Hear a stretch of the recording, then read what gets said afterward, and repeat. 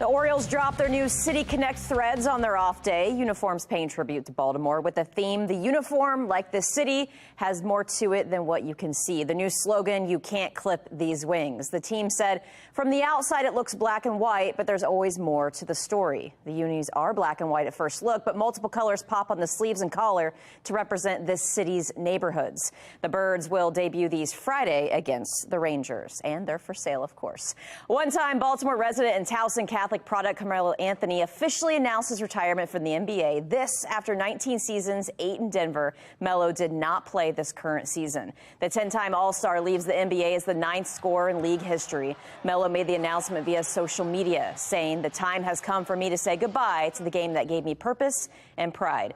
Anthony also ended the message saying his legacy is his son, and it is now his turn. Kyan is in high school in New York and already has an offer from Syracuse, where Melo won a national title.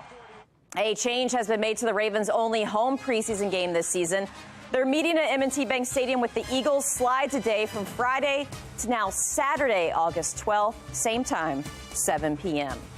The Ravens started their voluntary organized team activities today.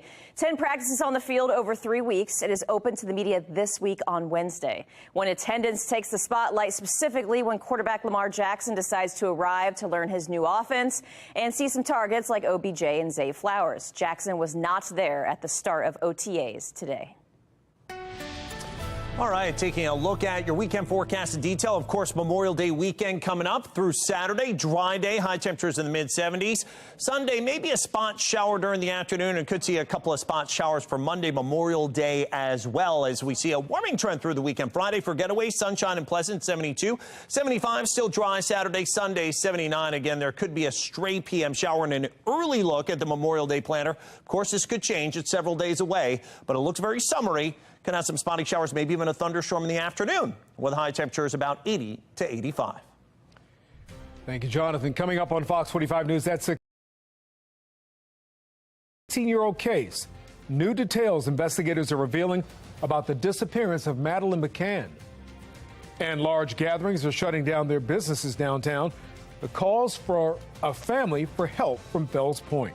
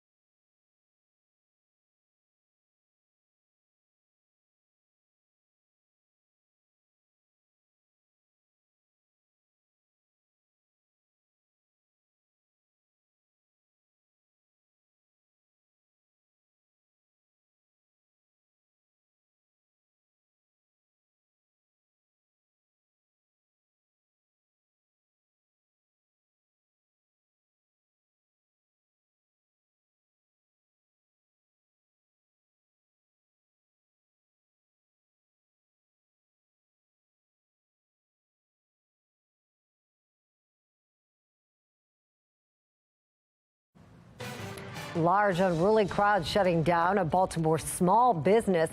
Fox 45 News speaking to the owner who says their calls for help are being ignored. We are just days away from Mayor Scott's office enforcing the city's youth curfew. We're continuing to ask leaders just how it will be implemented. And you're taking a live look at the White House, where President Biden and House Speaker Kevin McCarthy just sat down moments ago to renew debt limit talks. What's on the table as time is running out? Live from WBFF in Baltimore, this is Fox 45 News at 6.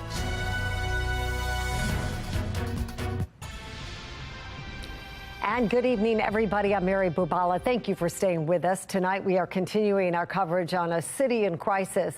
A local business says it had to close early due to large crowds, including young people in Fells Point over the weekend.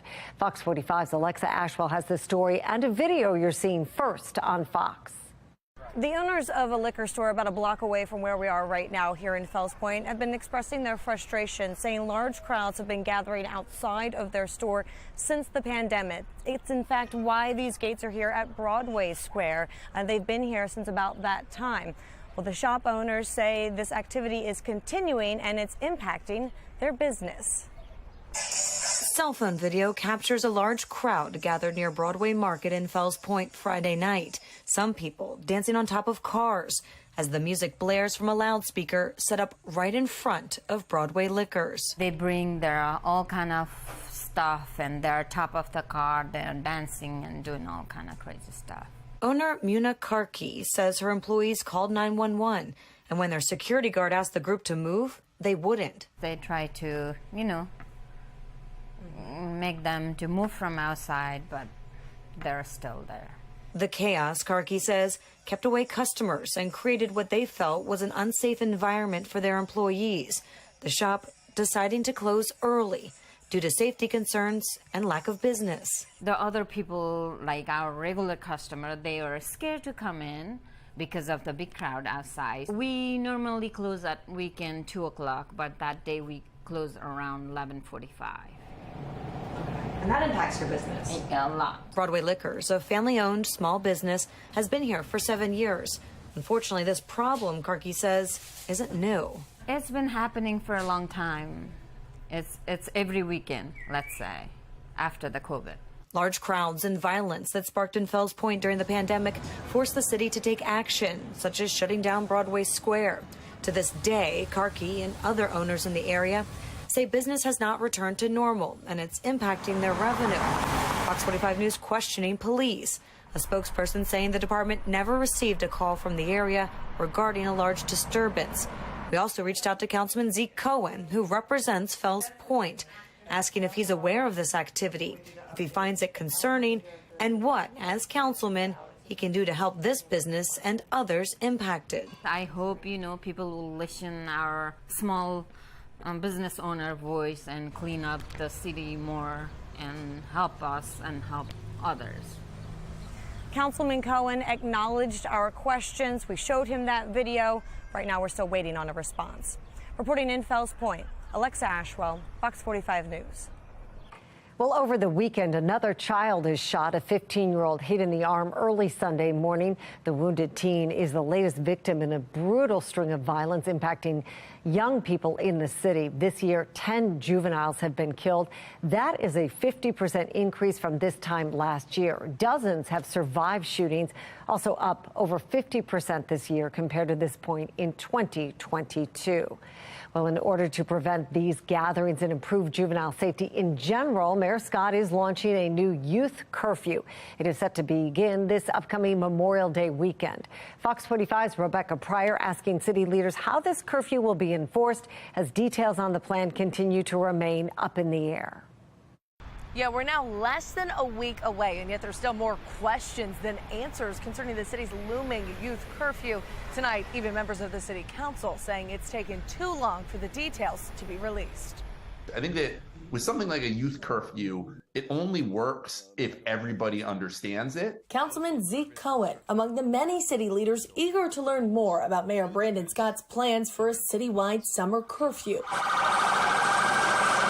A measure the mayor announced more than a month ago in response to surging juvenile gun violence. I want everyone to hear me and hear me very clearly. We are going back to the old days we will be enforcing the youth curfew.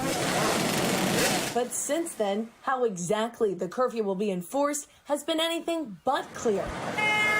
Time and time again, the mayor choosing to keep the specifics a secret. Memorial Day is when it will start, and Memorial Day is when we'll be showing everybody what we're and how we're going to be doing. You know, you don't want any ambiguity. Some city leaders arguing Memorial Day doesn't give them enough time to inform their constituents or raise concerns before the plan is put in place.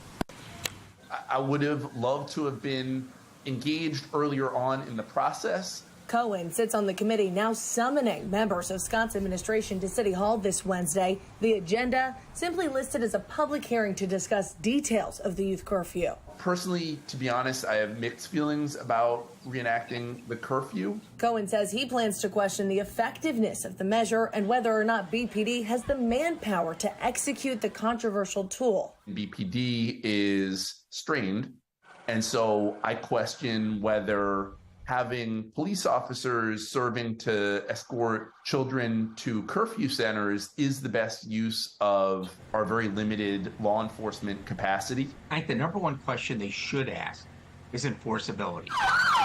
Political analyst John Deedy weighing in with a list of his own questions he thinks city leaders need to be asking. How do you plan on enforcing this, and what are going to be the consequences? Are you going to be actually putting them in the back of the police car and calling parents? What happens if you have a confrontation? And what happens if the kids start running? Questions Deedy says the mayor's office may be avoiding on purpose. I think the reason there's a lack of information is they really don't have everything all together. Leaving the council, parents, and Baltimore City children in the dark as the mayor's Memorial Day deadline quickly approaches. Again, that public hearing will be held this Wednesday inside City Hall. It's scheduled to start at 5 p.m. In Baltimore City, Rebecca Pryor, Fox 45 News. Developing right now, shots fired in northwest Baltimore. This is a look at the scene on Oakley Avenue near Pimlico Racecourse. Our cameras captured police keying in on a red Honda while shutting down multiple blocks in that area. Fox 45 News working to learn more about what happened, but so far no injuries reported. We'll bring you the latest developments right here and, of course, on foxbaltimore.com.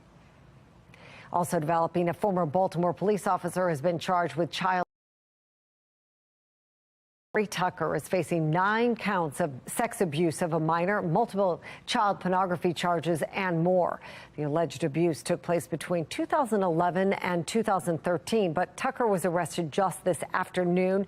Anybody with information relevant to this investigation is asked to call Maryland State Police. And making headlines, a very busy day for firefighters across our region. In the city, 3 Baltimore firefighters are hurt after fighting a fire this afternoon. It happened in South Baltimore, not far from the West Side Shopping Center. Firefighters arrived to heavy smoke from a burning home. We're told the 3 injured firefighters have been taken to the hospital and they are currently being treated for their injuries. No other injuries have been reported. And new at 6, no injuries reported in a massive fire that absolutely gutted this home in Edgewater, not far from St. Andrew's Day School. That is the word from Anne Arundel County firefighters who had to sound a second alarm just to get this house fire under control. And while the work begins to find a cause tonight, seeing the images, it is amazing no one was hurt. Everybody was able to get out. And here's a live look right now at the White House, where President Biden and House Speaker Kevin McCarthy are currently inside, continuing their talks on the debt limit. Now, that meeting just got underway minutes ago. It comes with only days left until June 1st. That's a hard deadline for when the United States could default on its debt obligations. Over the weekend, the president and McCarthy did speak on the phone as the president was on board Air Force One, heading back to Washington from the G7 summit in Japan. McCarthy says the call was productive, with Biden saying it went well. Earlier today, senior officials involved in the negotiations on the White House side said they were skeptical that this meeting would result in a deal. The House Speaker, with a more optimistic view, telling reporters ahead of the meeting that a deal could be reached as soon as tonight. You need to have a deal tonight to avoid a default. I thought it would have been better to have a deal sooner. I think we can get a deal tonight, we get a deal tomorrow, but you've got to get something done this week to be able to pass it and move it to the Senate. Do you think you can get this done by June 1? Is it possible to get this done? I think it's still possible. McCarthy says he will be briefing reporters later tonight on how the meeting went when he returns to Capitol Hill, but it's unclear if the president will be making a statement. A search resuming in a 16-year-old case. The new details investigators revealing in Madeleine McCann's disappearance. As the number of 2024 presidential candidates is growing, what are Black Americans thinking? I'm Janae Bowens in Washington. I'll tell you the answer coming up. And for the walking forecast this evening, if you're going to be heading out and about after a gorgeous day with highs at 82, we're at 76 at 7, 69 at 9 and 64, mostly clear at 11. I'm going to let you know how long we hold on to the dry, beautiful weather and when we could expect a big cool down. It's in my Weather Authority forecast.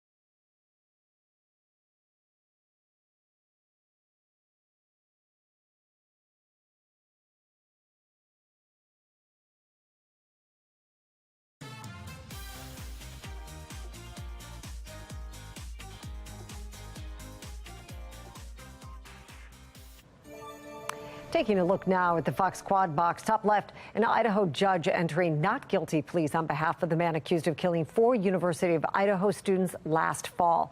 28-year-old Brian Kohberger refused to enter a plea today on murder and burglary charges.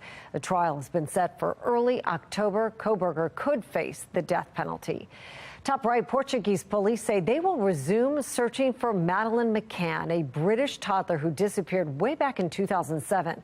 They're set to search an area dam, which is 30 miles away from where she was last seen. McCann was just 3 years old when she disappeared while on vacation in Portugal with her family. Bottom left, the NAACP has issued a formal travel advisory for Florida, saying Governor Ron DeSantis has allowed the state to become hostile towards people of color. They follow the League of United Latin American Citizens, who issued a similar advisory. DeSantis has not commented nor issued a response on either.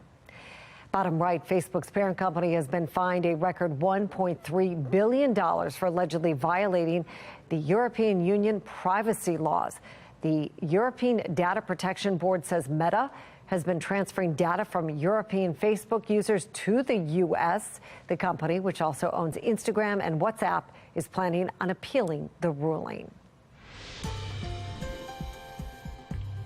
Well, Tim Scott, the Senate's only black Republican, has officially announced his 2024 presidential run. At the same time, black voters are softening in their support for President Biden. National Desk correspondent Janae Bowens has a look at why this key group seems to be growing dissatisfied with the Democratic Party.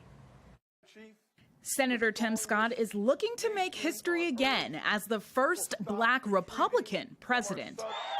Black ones and white ones, the red ones and brown ones, working together. Scott's announcement comes at a time when black voters are less enthusiastic about President Joe Biden as he seeks a second term in the White House. I'm actually disappointed in Joe. Now, black voters saying the economy and Biden's age are factors in their waning support of the president. An ABC Washington Post poll shows 52% of black Americans approve of Joe Biden. That's down from 82% for when he first took office. And 27% of black people say they would definitely or probably vote for former President Donald Trump. I do believe that Republicans will be more attractive to black Americans. The NAACP recently issued a travel advisory calling Florida openly hostile toward African Americans because of Governor Ron DeSantis's, quote, aggressive attempts to erase black history and to restrict diversity, equity, and inclusion programs.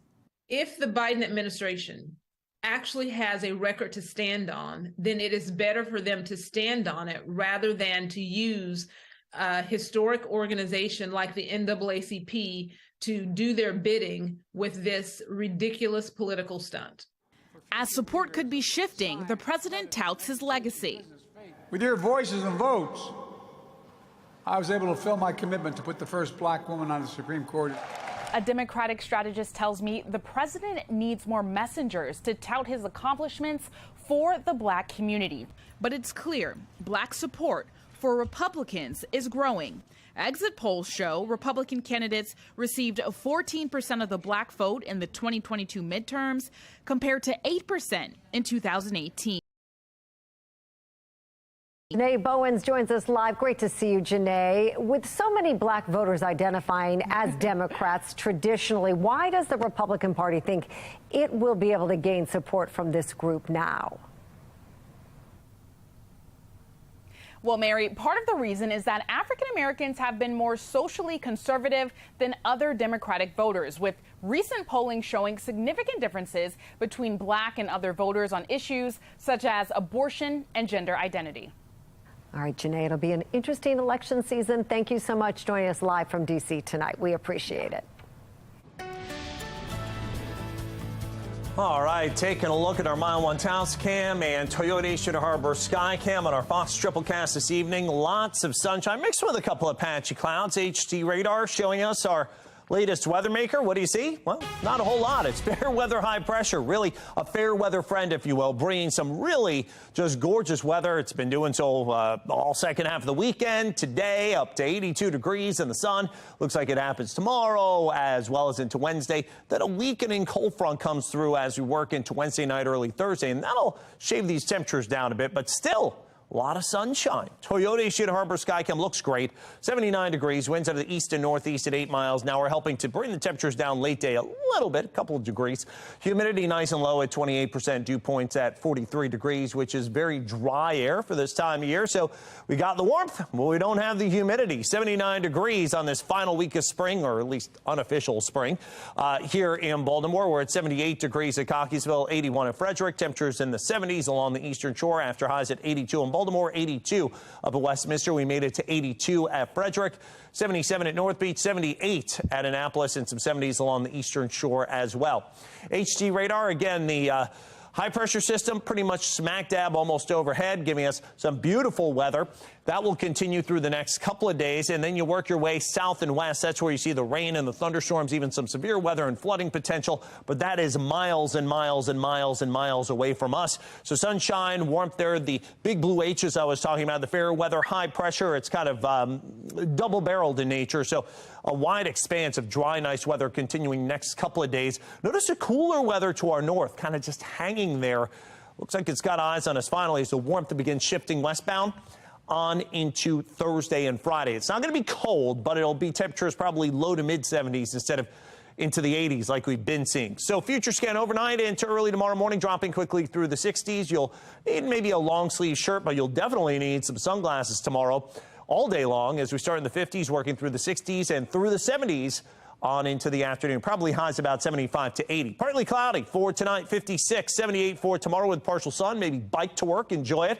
We got your exclusive 10-day forecast taking you all the way through the entire Memorial Day holiday weekend. That's coming up in just a couple of minutes.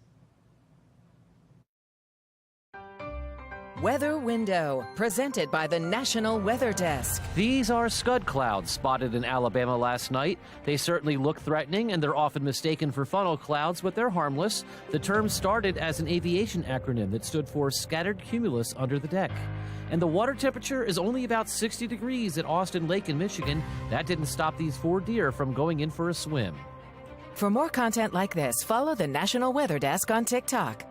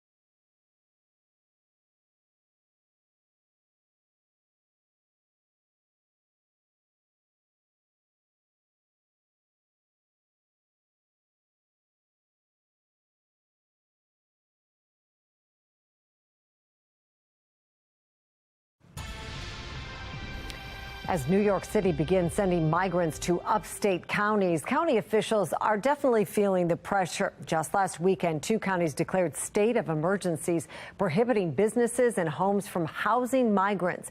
Emma Quinn from our Sinclair sister station in Albany with a legal battle over the attempted bans. Albany Mayor Kathy Sheehan says the city will welcome asylum seekers to the capital region with open arms. Well, we continue to work with the governor's office to determine what capacity we have and how we can manage to ensure that we're providing an opportunity for these individuals. Just this week, Saratoga and Fulton counties declared